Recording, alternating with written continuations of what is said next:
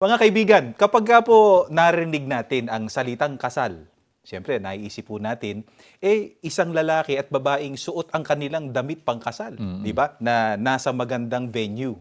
At siyempre, yung masasarap na handaan, yung kapag ka po sasabihin na nila sa isa't isa, yung salitang I do. Ayun eh. Ayan. Pero kapatid Dadindo, at mga mahal naming taga-subaybay, doon pa lamang po talaga nagsisimula ang tunay na buhay may asawa.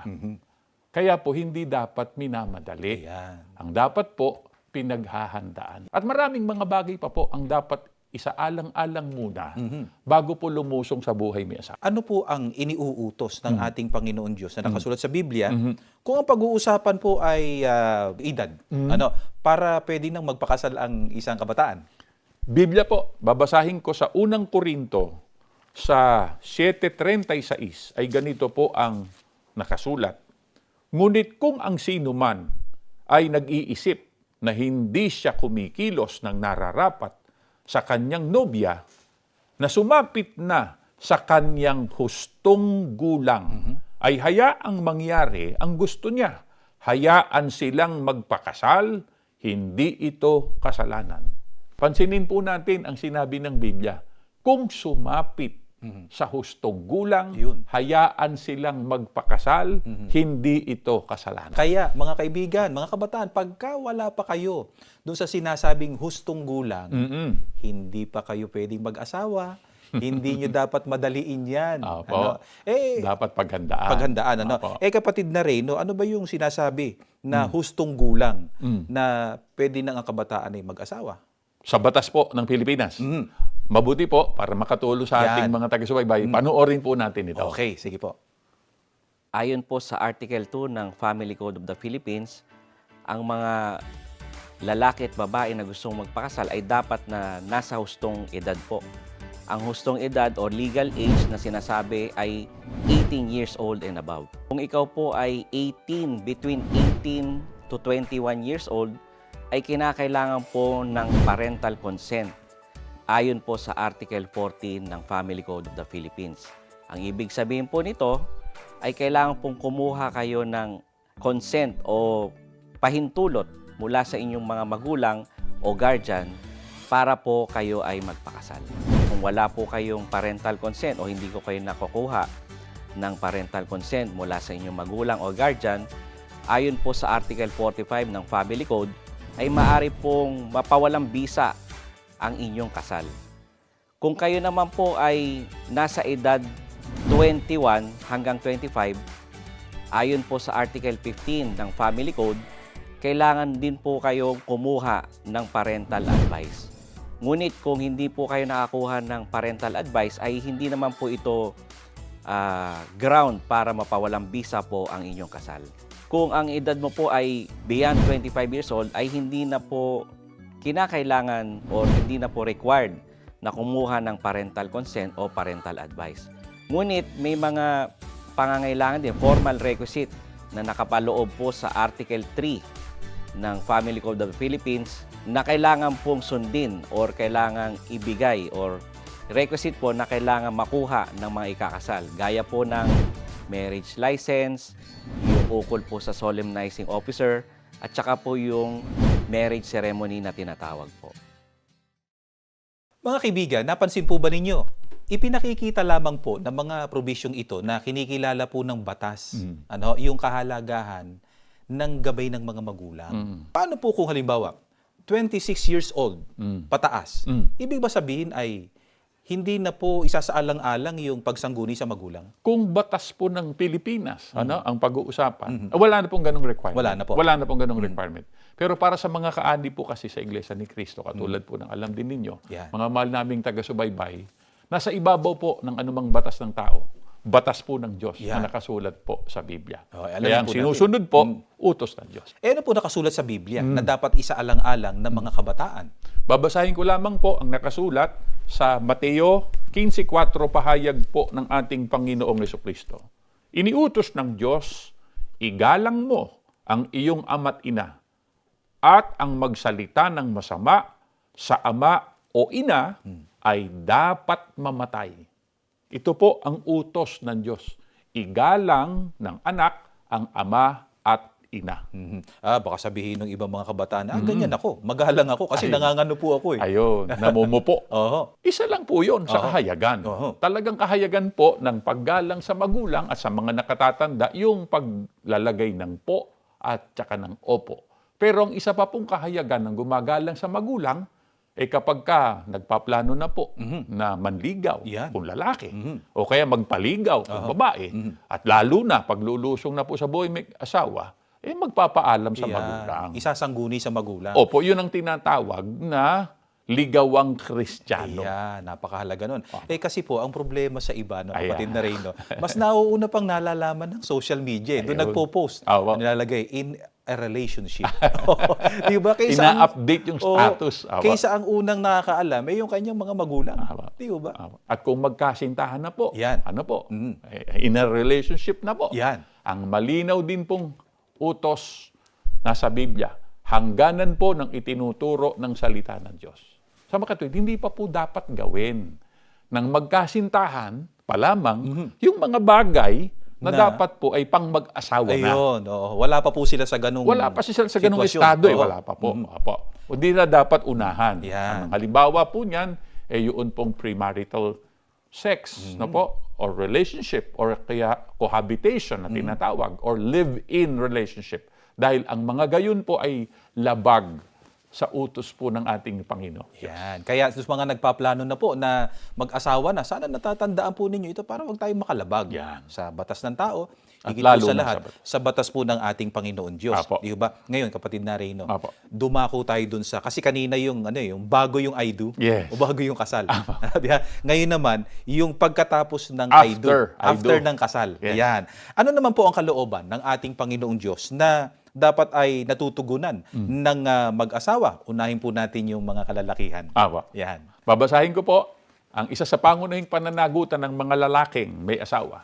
Dito po sa Efeso, sa 5:25, itutuloy ko po hanggang 28 hanggang 29. Mga lalaki, ibigin ninyo ang inyo-inyong asawa gaya ng pag-ibig ni Kristo sa iglesia. Inihandog niya ang kanyang buhay para rito.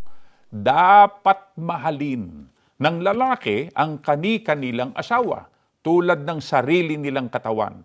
Ang lalaking nagmamahal sa kanyang asawa ay nagmamahal sa kanyang sarili. Walang taong namumuhi sa sarili niyang katawan, bagkus ito'y pinakakain at inaalagaan gaya ng ginagawa ni Kristo sa iglesia. Ang isa po sa pangunahin na tungkulin ng lalaki ay ang ibigin ang kanyang asawa. Yan. Oo. Kaya napakahalaga po na binabanggit natin, ayan, Yan. yung gustong-gusto po na marinig Ayan. ng ating mga may bahay. Ano ho ba yun? Yung I love you. Yun. Sasabihin na po ba?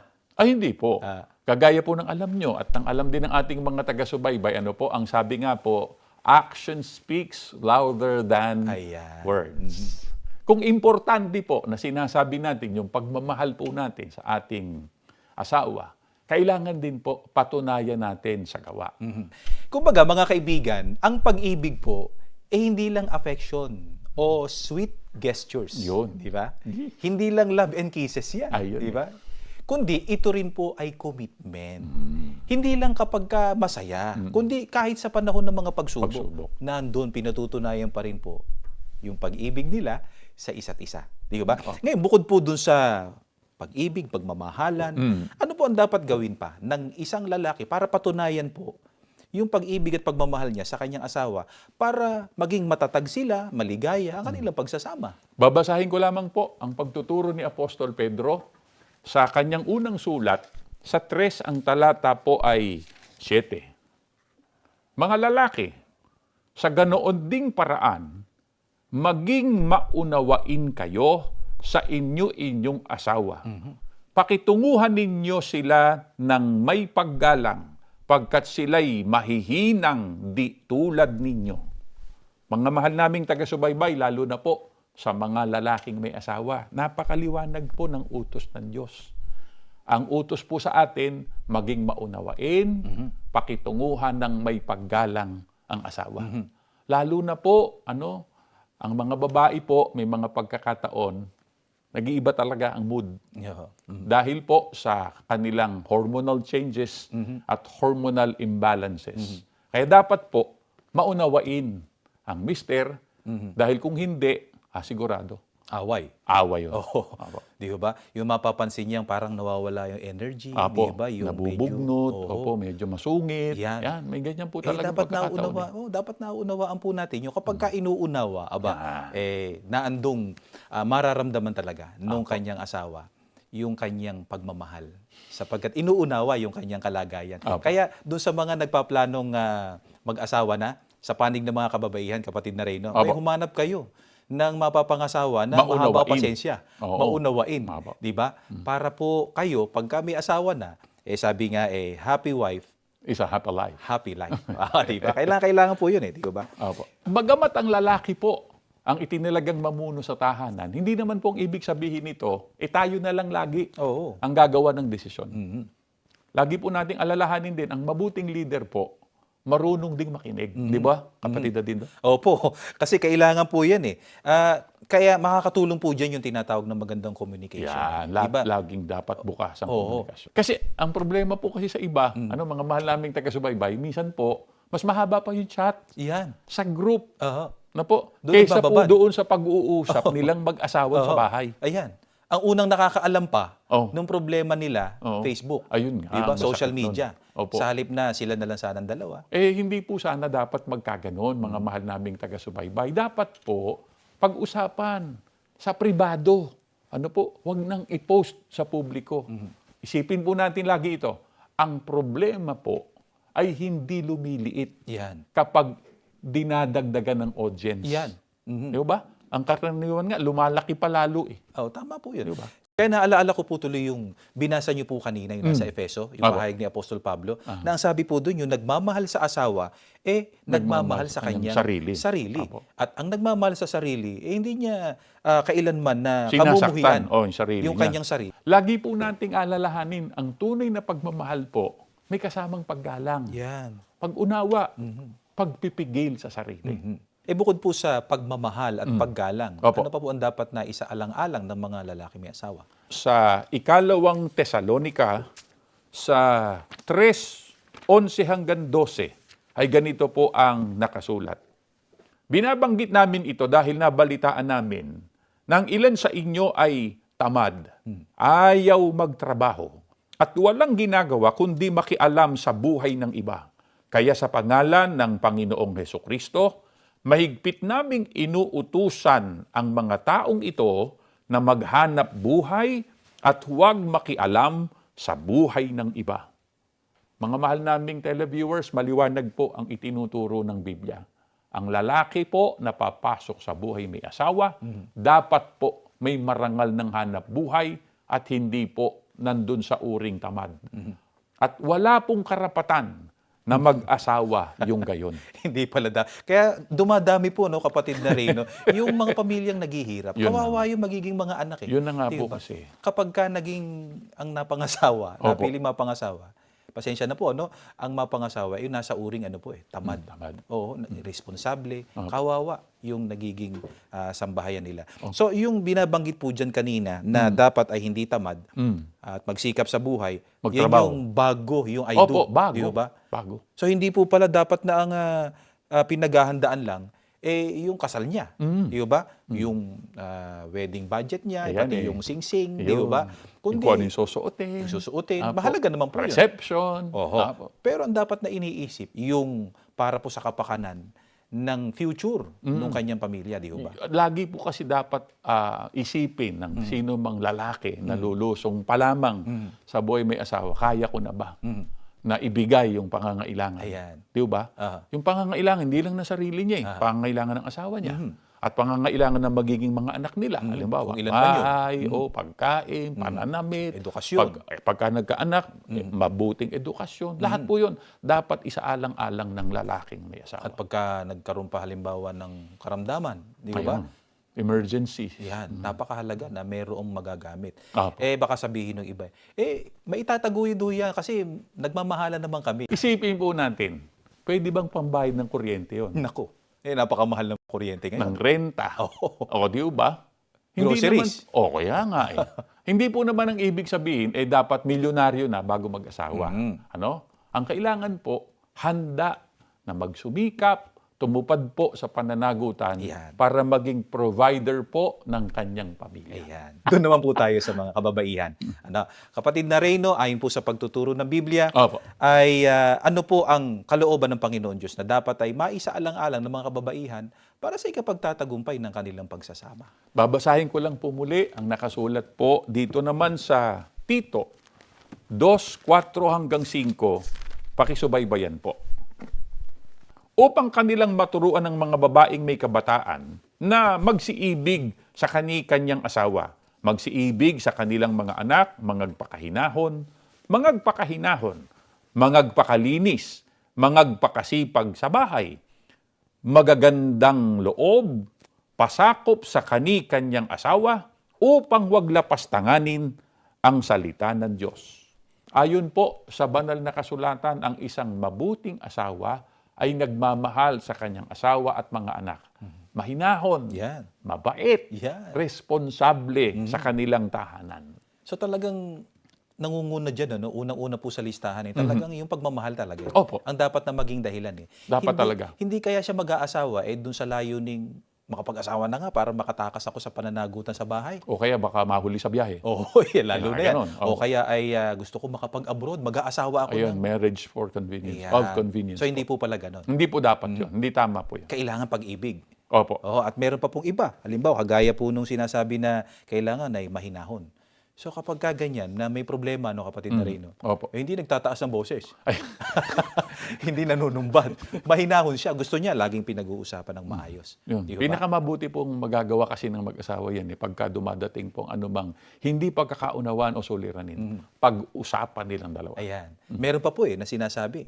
Ang sabi pa po ay mabait Yan. at mabuti ang pag-uugali. Oo. Lalo na po sa kanyang asawa at mga anak. Kung tatanungin natin yung lalaki mag-aasawa, anong Ayan. gusto mo?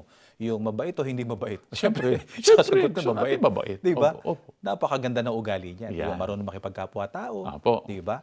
At mahusay sa pakikitungo. Meron pa po Ang sabi po ay magpakasipag sa Yan. bahay. Yan ang talagang katangian ng isang mabuting asawa, di ba? Sa dami po ng aasikasuhi sa bahay. Sabi nga po ng iba kulang ang 24 oras Yan, oo. para sa isang masipag na may bahay. So ilang oras po dapat? 26. 26. Yun nga lagi natin sinasabi yan sa programa natin, di ba? Ang mga nanay, di ba? Sa sobrang dami Ng ginagawa. ng kanilang ginagawa, sila na nga yung unang gumigising, sila pa yung huling natutulog sa dami ng Kagabi. kanilang ginagawa. Totoo po yan. Kaya sana naaalaala ng mga mister yun, yung kasipagan ng inyong asawa, na hindi sila pumapayag na uuwi kayo sa tahanan na hindi maayos yung tahanan. Opo, Yung tinitiyak niya na meron kang kakainin. Ayan, Di ba? oo. Tapos yung mga pangangailangan ninyo, ng Yan. mga anak ninyo, tinitiyak po yun Yan. ng isang mabuting may bahay. At yun, Napakasipag. dapat po tayong mga lalaking may asawa na isaalang-alang po. Yan. I-appreciate man lang po Yan, natin oo. yung kanilang effort Oo. po, no, na tayo ay mapagsilbihan. Oo. Meron pa po, kapatid na Reyno, na isang katangian dapat. At ang sabi pa po ay magpasakop sa kanilang asawa. Ano po? Manakop? Magpasakop. Hindi pala manakop. Yung nagpapasakop, ano po ba halimbawa? Yun yung nakikinig, Yan. ginagalang. Yung kanyang asawa, lalo na pag nagpapasya. Oo. Opo, nabanggit natin kanina, no? Yan, oo. Na yung lalaking may asawa, dapat sinasangguni niya, kinukunan niya ng suhestyon, yung kanya pong asawa, Pero- tungkol sa anumang major na desisyon. Pero ang otoridad, Pero ang gagawa ng ultimong pasya, yung pa rin talagang lalaking ama ng sambahayan. at yun ang kinikilala. Gagalang niya yun Yan. nung kaniyang may bahay. Oo. Kaya mga may bahay, ano po, dapat ay pinagyayaman nyo po yung mga magagandang katangiang sinasabi ng Biblia na nasa inyo. Para nang sa ganon, maging maayos ang pagsasama. Hindi po ang inaasikaso lang, kapatid na Reyno, yung panlabas na kaanyuan. Importante rin po talaga yun. Yan, Na ayusin at pagandahin para manatiling kaakit-akit po siya, no? Maganda siya sa paningin, hindi lamang ng ibang tao, kundi maging ng kanyang Lalo asawang na, lalaki. oo. Ano po? Pero, kung merong higit na dapat paunlarin, ano po ang isang babaeng may asawa, ay yung kagandahang nasa loob po Yan. niya. Ano po? Yun nga, yung mabuting pag-uugali. Tama. Tandaan po natin, mga mahal naming taga-subaybay, ang mabuting ugali po, hindi po nabibili. Yan po ay bunga ng tamang pagpapalaki. At higit po sa lahat, pagsunod po sa mga kalooban ng ating Panginoon Yan. Diyos. Kaya kung pipili po kayo ng mapapangasawa, mga kalalakihan, wag lang yung marunong mag-post sa picture. Ayun eh. Di ba? Kailangan yung mga katangian. Sinasabi po ng Biblia, nasa kababaihan pipiliin niya. Ano naman po, kapatid na Reyno, ang pinakamahalagang katangian ng isang mabuting asawa? Babasahin ko po ang nakasulat sa Kawikaan 31:30. Magdaraya ang pang-akit at kumukupas ang ganda. Ngunit ang babaeng may takot kay Yahweh ay pupurihin ng balana. Ito po ang higit sa lahat ay mahalaga. Ang kagandahang hindi po kumukupas, ang banal na takot sa Panginoon Diyos. Kapag ang isang babae po ay sumusunod sa mga utos ng Diyos, tunay po siyang maituturing na mabuting may bahay. Ayon po sa Biblia, karapat-dapat papurihan. Kaya po pala ang kagandahan, mga kaibigan, bonus lang yan. Kasi kahit po gaano kaganda yung litrato sa wedding album, paglipas ng panahon, ang tunay na makikita sa tahanan, hindi lang po yung makeup o yung forma ng inyong asawa, kundi yung kanyang ugali. Diba? Pero sa Biblia po, kapatid na Reyno, ano po ang ipinagkaloob ng ating Panginoon Diyos? Partikular rin ba sa kalalakihan? Opo. Para makatulong niya sa buhay, para sa kanyang kaligayahan. Ito po ang sagot ng Biblia sa pinakaunang aklat po ng banal na kasulatan, Henesis, sa 2 ang talata po ay 18. Matapos gawin ang lahat ng ito, sinabi ni Yahweh, hindi mainam na mag-isa ang tao. Bibigyan ko siya ng makakasama at makakatulong. Sana po napansin ninyo ang sinabi ng Panginoon Diyos, hindi mainam na mag-isa ang tao. Ang sabi po niya, bibigyan ko siya ng makakasama at makakatulong. Napakagandang paalaala po niyan. Ang mag-asawa po ay hindi magkalaban, kundi magkasangga sa buhay. Kapag ka may pagsubok, sabay po silang humaharap. Kapag ka may problema, sabay silang naghahanap ng solusyon. Huwag ho nating kalilimutan po, mag-asawa, kayo pong dalawa ay isang team. Isang team, laban po sa problema, Ayan. laban sa pagsubok, hindi laban sa isa't isa. Ayan. You should complete each other Yun. and not compete with one another. Tandaan po natin yun, kumpletuhin nyo ang isa't isa. Huwag kayong magtunggali sa isa't isa. Hindi man po laging magkapareho ang opinion po. Kasi siyempre, ba, magkaiba po ng kinalakihan. Tama. Magkaiba ng value siguro. Pero, dapat po handang umunawa sa isa't isa. At ang ultimong masusunod, kalooban po ng Diyos na nakasulat sa Biblia. Napakaganda po ng sinabi niyo, kapatid na Reyno. Ang totoo, kapatid na Reyno, marami niyan. Opo. Na ganyan ang katangian. At meron tayong na-interview. Panoorin po natin ito. Kailan po ang wedding anniversary nyo? Ayan. January 27, 17 2017 po. Simula po noon hanggang ngayon, hindi po nagbago si Ka Astrud. Generous po siya. Mahilig po siyang magpasalubong sa mga maliliit po na bagay para po sa tulad ko na asawa na may bahay. Kapag uuwi po yung asawa ko at may dalang pasalubong, nagiging masaya po. Si Kaagol po kasi ugali po niya kapag po nasa labas siya, ang lagi niya pong mahilig po talaga siyang tumawag ang lagi niya pong sinasabi sa akin, Han, kumain ka na ba?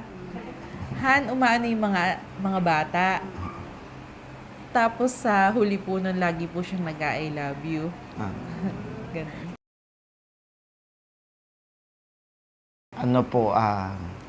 Lalo po ang trabaho ko po ay mahirap din. Laging nagbiyabiyahe po. Hindi ko masigurado ang buhay ko. Talaga pong pinapakita ko sa kanila na mahal ko sila sa pamamagitan ng pagte-text na I love you. Para ano man po ang mangyari, alam nilang mahal na mahal ko sila. Yes. Pinipili ko ang asawa ko araw-araw. Kasi siya talaga yung sandalan ko na ngayon talaga eh. Itinanim ko po sa puso't isip ko na tong taong to na naging asawa ko, ibinigay po talaga siya ng Diyos para sa akin.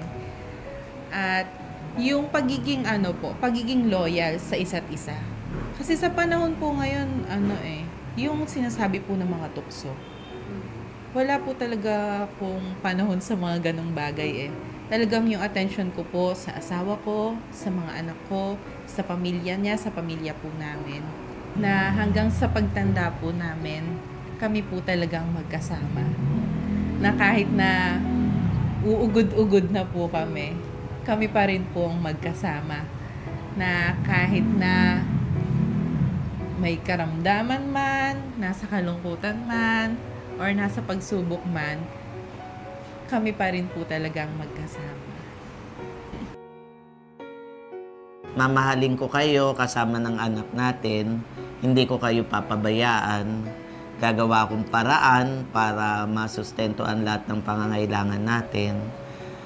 At lagi nating isasangkot ang ating Panginoong Diyos sa ating buhay, anumang mangyari. Ang message ko naman sa'yo, Han, na pangako na habang buhay, habang nandito ako yung sandalan mo. Ako yung taong handang umintindi sa'yo. Yung taong handa kang mahalin. Handang tanggapin lahat ng kahinaan mo. At ipinapangako ko sa'yo na sa panahon na nalulungkot ka, na sa panahon na parang akala mo wala ng pag-asa, narito ako. Yung pagmamahal ko, never yun magbabago. Never yun mawawala. At mananatili hanggang sa pagtanda natin na ikaw lang. Ikaw lang ang iibigin tuwi na. Napakaganda, no? Opo. Ang napanood po natin ay konting kwento ng mag-asawang si kapatid na Astrud at Paula Santos. Santos. Sila po ay taga-lokal ng Orani, Sa distrito Bataan. po ng Bataan. Kumusta po kayo, mga kapatid? Kumusta po kayo? At sila po ay 9 na taon ng kasal. 9 years. Ayan. At natutuwa ako doon sa kwento nung ni Ka Paula na lagi siyang pinasasaya Oo. Di ba? Oo. Ni kapatid na Agul. Pag uuwi, Oo. laging may daladalang pasalubong. Oo, ano yung pasalubong na laging diladala? Pagkain. namin eh. Oo. Mahilig sila sa pagkain. Oo, pagkain at saka yun nga, yung laging gustong narinig ng mga misis. Ano yun? I love you. Ayun Ayan. Para sa misis ko yun. Hello, Kamari. Ayan. At saka yung sinabi niya, no, kapatid na Reyno. Medyo natawagan ako ng pansin doon. Talaga, ang ganda. Di ba yung sinabi niya na pinipili ko ang asawa ko araw-araw. Ibig sabihin, everyday, nai-inlove siya sa Asawa niya. asawa niya. Sinabi naman ni Ka Paula na hanggat buhay siya. Hanggat buhay siya. Yeah. Siya yung magiging suporta po ni Kaagul. Yeah. Andong magmamahal sa kanya. Yeah. Habang Napakaganda. buhay. Kaya sa mga naghahanda pa lamang sa pag-aasawa, pag-isipan po at paghandaan itong mabuti. At sa mga mag-asawa na, tandaan po na ang tunay na pag-aasawa ay hindi lang tungkol sa pagsasabi ng I do, kundi sa araw-araw po na pagmamahalan, pagtutulungan, at higit po sa lahat, sa pagsunod sa mga utos ng ating Panginoon Diyos. Maraming salamat po sa inyong pagsubaybay. Bago tayo matapos, samahan po ninyo kami sa isang maikling panalangin.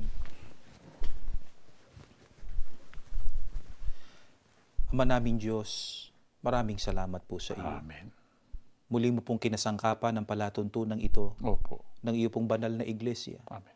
para po kami ay ipagmalasakit, Amen. turuan ng iyong mga kalooban Opo. na ito po ang magiging gabay po naming lahat Amen.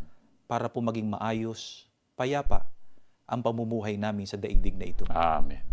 Tulungan mo po ang mga nakapakinig, Opo. lalo na sa panig ng mga mag-asawa Opo. at maging sa mga naghahanda para po mag-asawa. Amen.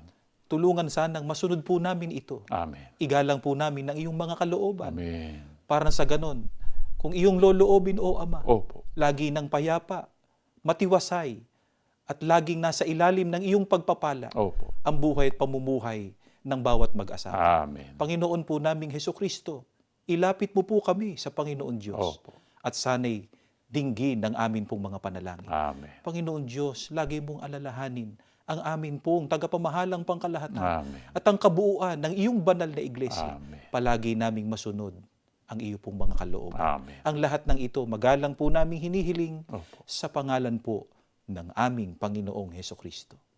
Amen. Amen.